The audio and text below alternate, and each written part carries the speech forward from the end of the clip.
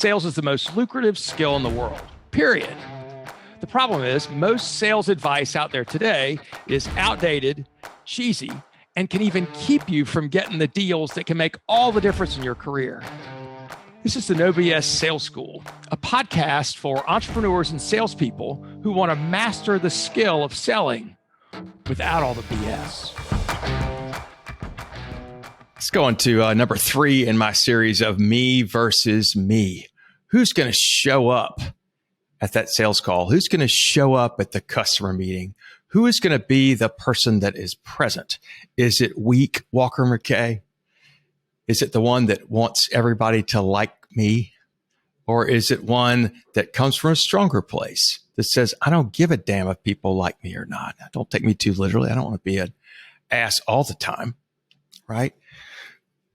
Who shows up in the sales call? What's the problem? And what I'm talking about here is a need for approval.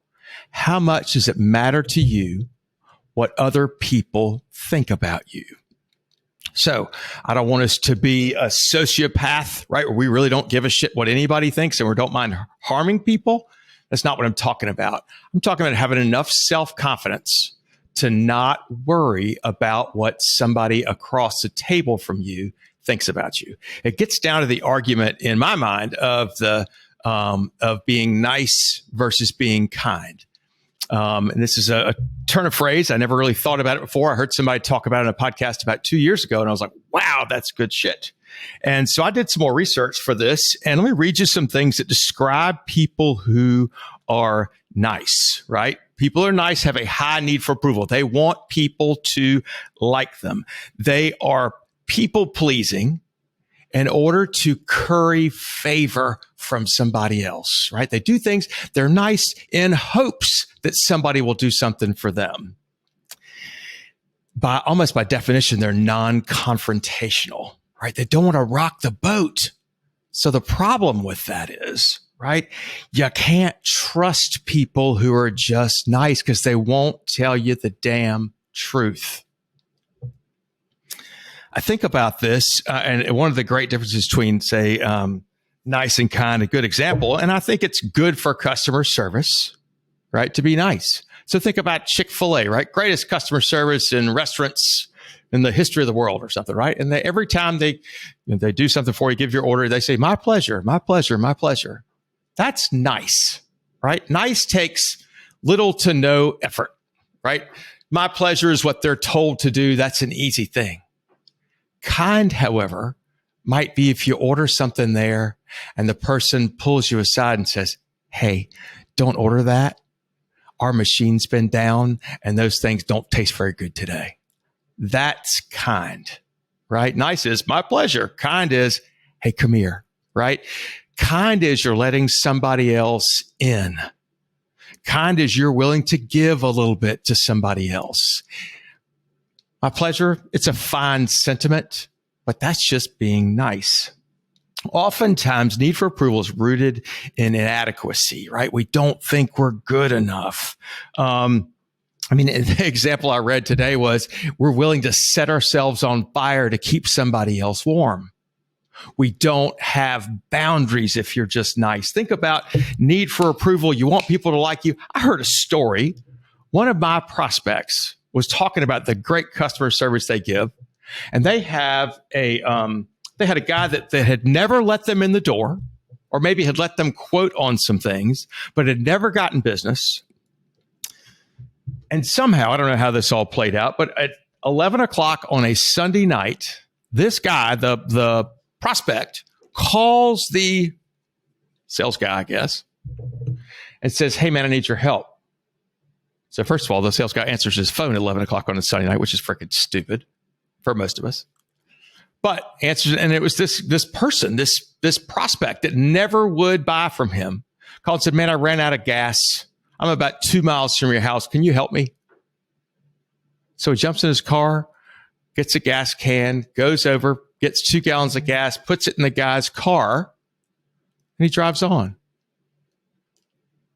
And the guy, the prospect who got gas in his car goes, I guess I'll have to let you bid on the next couple of things. And guess how much of that business he got? 0.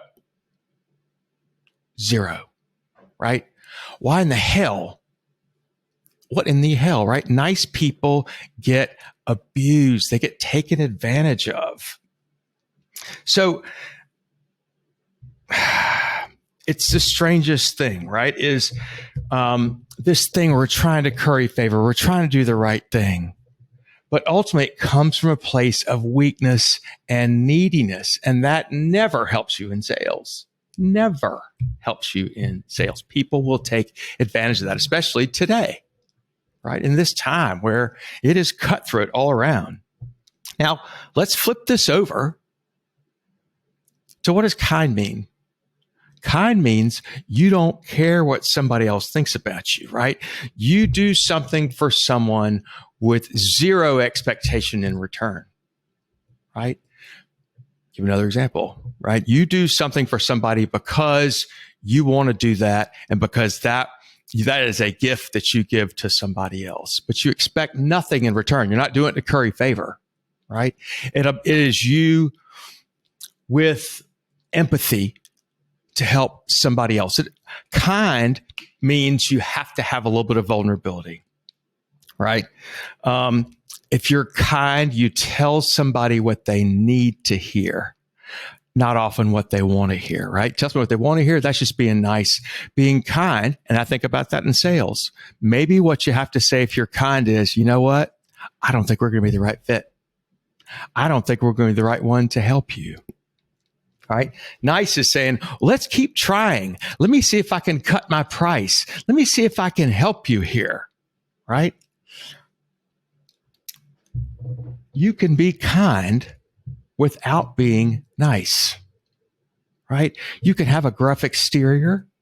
You can be that way. But a lot of kind people want to protect themselves from being taken advantage of. Kind is strong. Nice is weak. In sales, we have to be strong. We have to protect ourselves. Kind people have boundaries. Kind people don't let people do their best, right? To not let people take advantage of them. They choose and pick who they're going to do this for. If you are kind, you can listen to somebody share a problem without feeling like you have to solve it. If you're nice, you just want to make it better for somebody, right? If you're kind, honestly, sometimes the kindest part is that you're willing to listen and to try to understand. Think about that in terms of a sales call. A lot of times the problem the prospect brings you is never the real problem.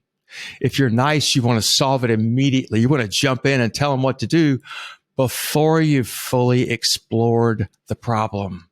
What is the real thing? And you give somebody the gift of listening and understanding. Kind means you respect somebody else. If you're nice, it really doesn't really show respect. Nice means you're trying to curry favor back.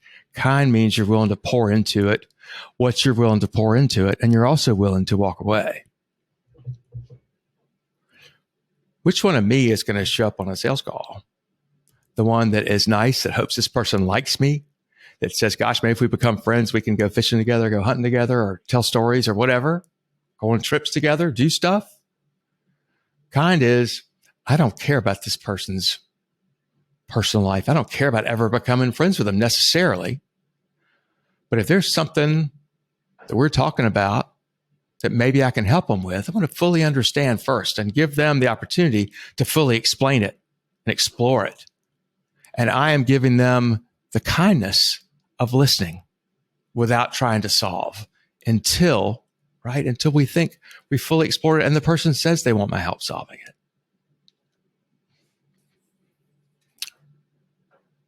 Let me throw something at you here as well. There are social consequences for not being nice.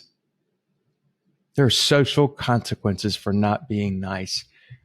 If you are an asshole, right, you can get struck down for that. There are problems with that, right? But if you're not kind, there are no social consequences. It is a choice to be kind. It's a choice to be kind. You don't have to share that with everybody. I'm Walker McKay with No BS Sales. How I want you to cut the BS, cut the niceness out of your sales process. Be kind. Get to the point. Don't waste people's time. Don't waste their time. Dig in deeply to figure out what's wrong without trying to solve. Make sure that if you do get to the point where you have permission to solve, that you make sure they're ready for it, right? And that you tell them the truth. And maybe the truth is, I don't think I can help you. I'm Walker McKay with No BS Sales. Go get them. Go be kind. Don't give a shit about being nice. Let me know if I can help you. Thanks for listening to No BS Sales School podcast. If you haven't already, please take 1 minute to write a quick review for the show. It really does make a huge difference. Also, subscribe to the show and please forward this episode to somebody else who needs to hear it.